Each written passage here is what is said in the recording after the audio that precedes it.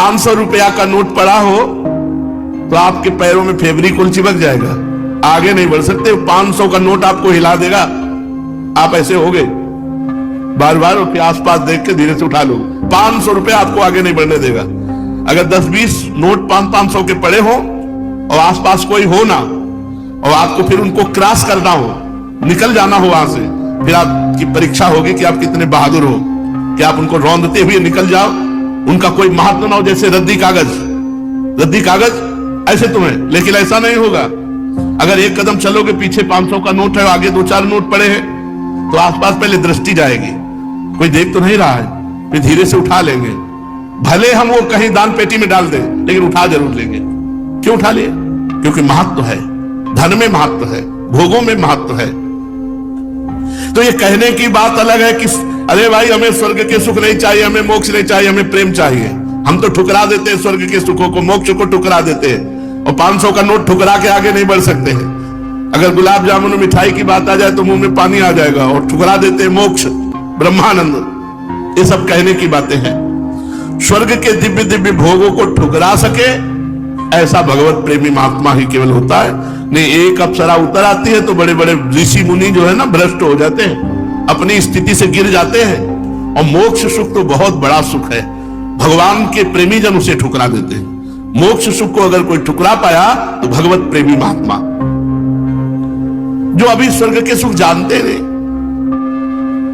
अब जैसे पहले ऋषि मुनियों के पास जो है अप्सराएं आया करती थी, बोले अमुक ऋषि के पास, जैसे विश्वामित्र जी के पास बोले मेनका जी आई, उनके पास अमुक आई। अब नहीं आती है, जरूरत है नहीं। वो तो जो समस्त इंद्रियों पर विजय प्राप्त करके मृत्यु लोक के समस्त भोग प्रणाली को रौंद दिया और हेरा नहीं उनकी तरफ, तब दिव्य लोकों की अप्सराएं उनके सामने आती हैं। यहां दिव्य आने की जरूरत है नहीं।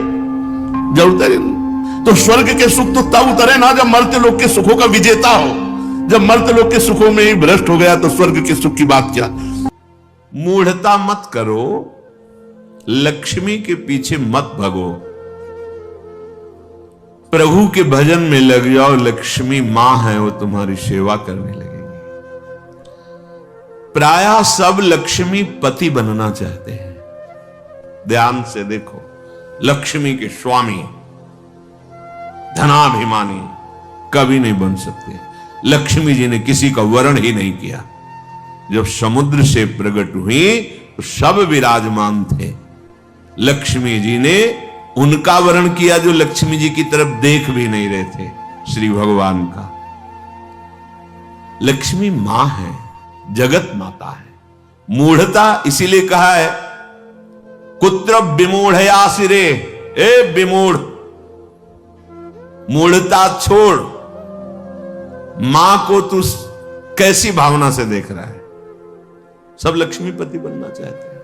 अरे लक्ष्मीपति है, वो तो केवल श्री हरि है, दूसरा नहीं। लक्ष्मी के स्वामी केवल भगवान श्री हरि है।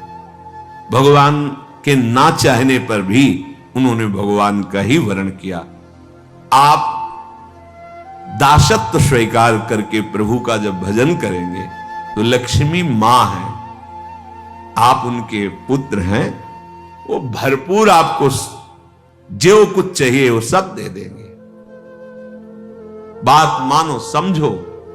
मायापति है श्री कृष्ण, वो आप मायापति बनना चाहते हैं, थप्पड़े ही मारेंगे, गलत दृष्टि रखता है। हम सब आकांक्षा करते हैं कि लक्ष्मीपति बने। देखो अंदर से देखो, किसी कोई भाव आता है कि लक्ष्मी तो प्रभु की प्रिया है, प्रभु की प्रिय है, पत्नी है। अगर हम प्रभु का भजन करेंगे तो माता हम पर कृपा करेंगे, पर हम माता नहीं मांगते और जानते हैं कि माता की तरह भरण पोषण लक्ष्मी जी के ही द्वारा हो रहा है, उन्हीं का वैभव। तो आप स्वामी मत बनिए, मूढ़ता त्यागिए। अगर आप लक्ष्मी के पीछे भागते हैं स्वामी बनने के लिए तो दंड ही मिलेगा। वैसे माता जी की पर्सनल सवारी जो है लक्ष्मी जी की, वो जानते हो क्या है? उल्लू। मतलब जो सार था वो मिला नहीं, असार में भटकते रहे।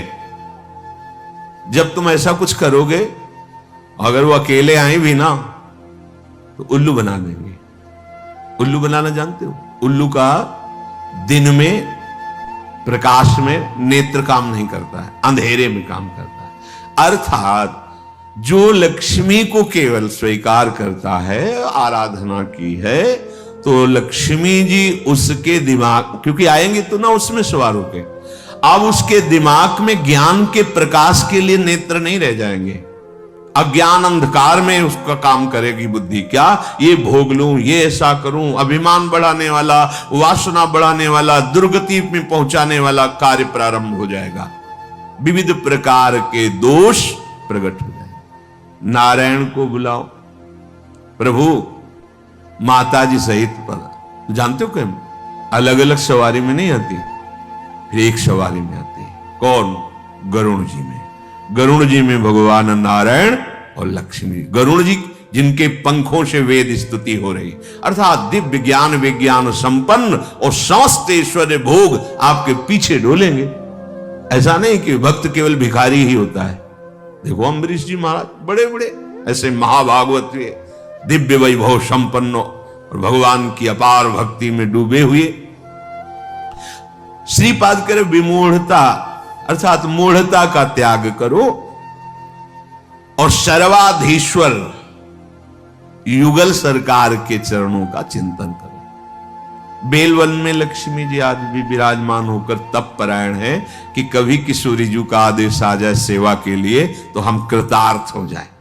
वृंदावन में नहीं, बाहर यमुना की पल्ली पर विराजमान है, और इसलिए विराजमान है कि कभी लाडली जो इशारा कर दे किसी के प्रति, वो मुझे सेवा मिलेगी। विहाय वृंदावन मिंदिरादि भी सुदुर्लभम कुत्र विमूढ़ आश्रय। आशा छोड़ो तुम अन्य किसी से, हमारे लाडली लाल के चरणों का आश्रय लो।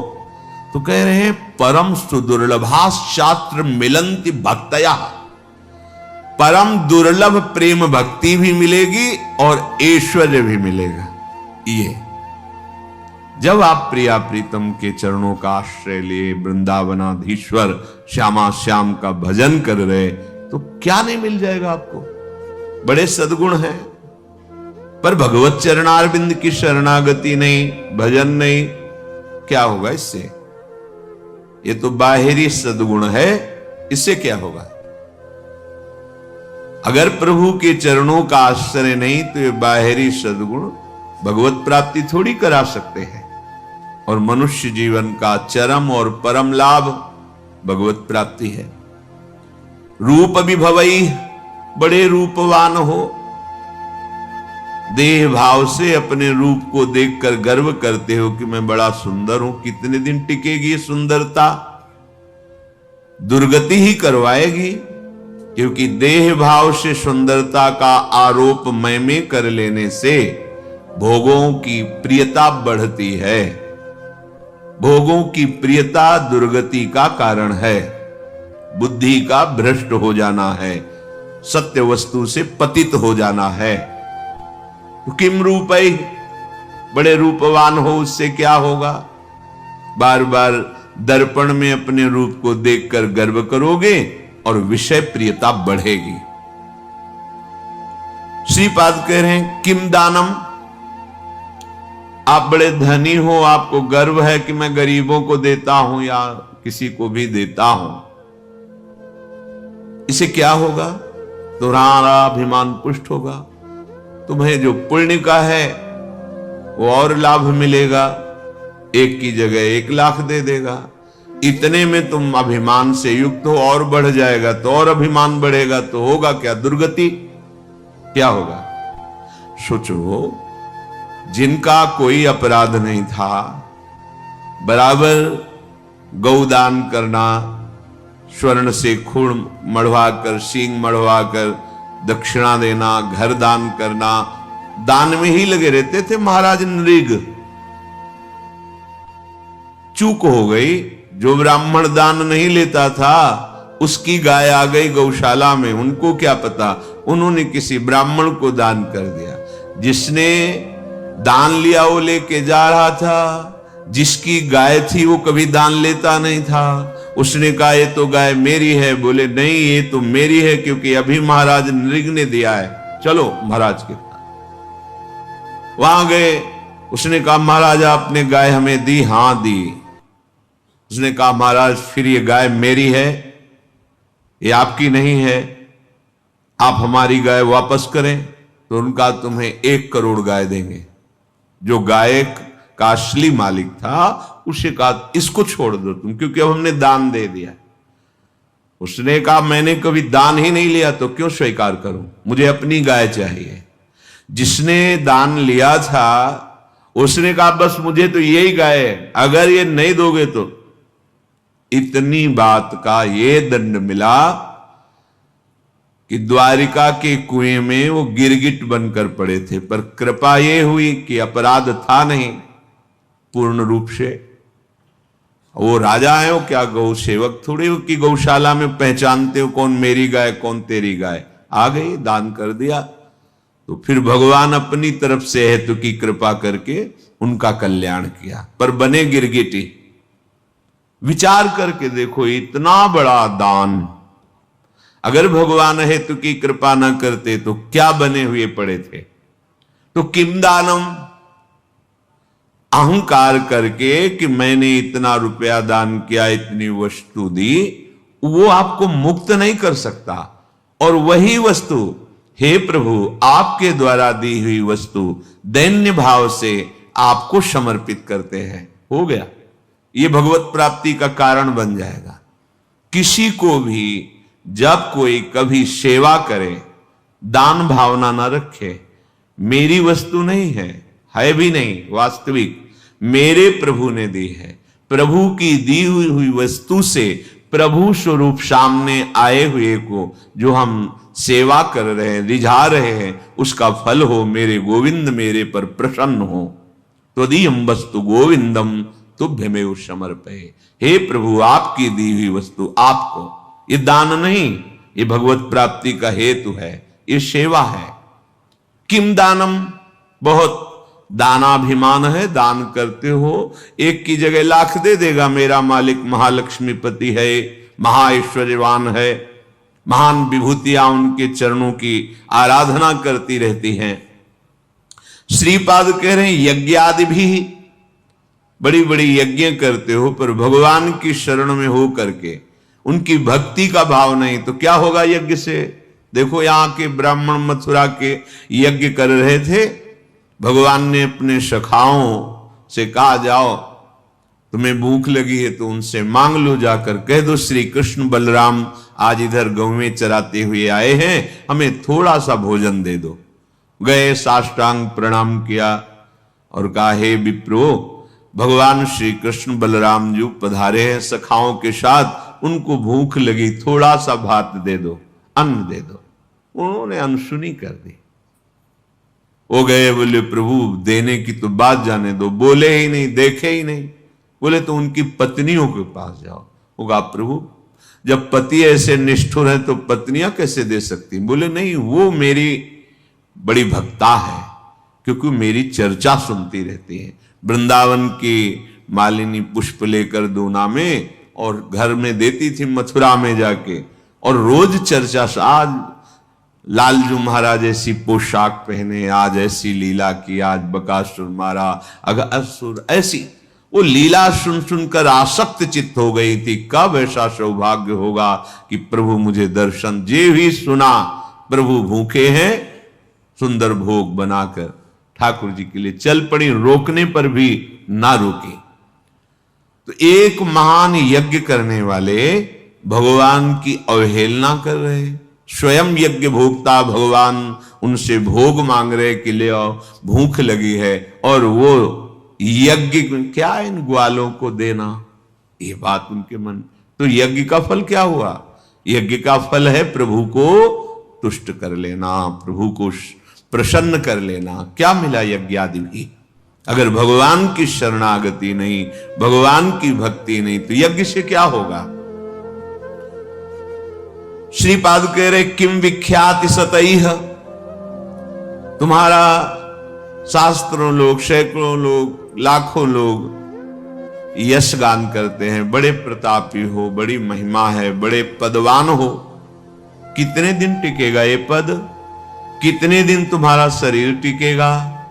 परिवर्तनशील संसार है, छूटेगा पद, शरीर भी छूटेगा और लोगों की बुद्धि भी परिवर्तित हो जाएगी।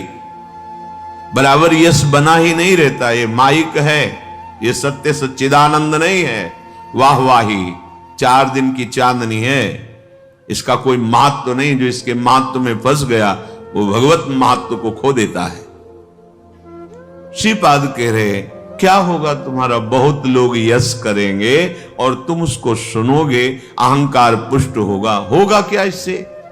श्रीपाद कह रहे किमुग्र तपस्या किम, बहुत तुमने उग्र तपस्या की और भगवान के चरणों की भक्ति नहीं तो क्या?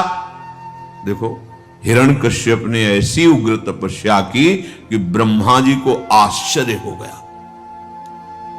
दिव्य दृष्टि से देखा तब दिखाई पड़ा कि जहां वो तपस्या कर रहा था वहां दीमक का पिंड हो गया, उसके ऊपर कुछ घास आस जग गई थी। हिरण्यकश्यप दिखाई नहीं दे रहा था, कमंडल का दिव्य जल डाला तब वो प्रकाशित हुआ।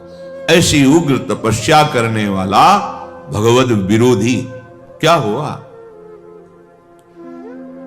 बड़े बड़े महर्षि जन तपस्या के द्वारा जिन प्रभु के चरणारविंद का दासत्व प्राप्त करना चाहते हैं, वो तपस्या सार्थक हुई। केवल तप का अभिमान बढ़ा तो ऐसी उग्र तपस्या से भी क्या? देखो कोई अपराध अम्बरीश जी ने नहीं किया, तपस्या का थोड़ा सा भाव होने के कारण कि मैं महान तपस्वी, कृत्या पैदा कर दी। ऐसे निर्मल भक्त को दंड देने के लिए उतावले हो गए दुर्वासा जी। परिणाम सब सुनते हैं, क्या होगा? श्रीपाद कह रहे न्यास योगादि भी बहुत आपको ज्ञान है, करन्यास, ये न्यास योग, लेकिन प्रभु के चरणों में प्रेम नहीं तो क्या? 1400 वर्ष अपनी मृत्यु पर विजय प्राप्त करके योग के द्वारा जीवित थे चांगदेव। बड़ा प्रभाव, सिंह पर बैठकर सांप की चाबुक लेकर ज्ञानदेव जी महाराज को अपना प्रभाव दिखा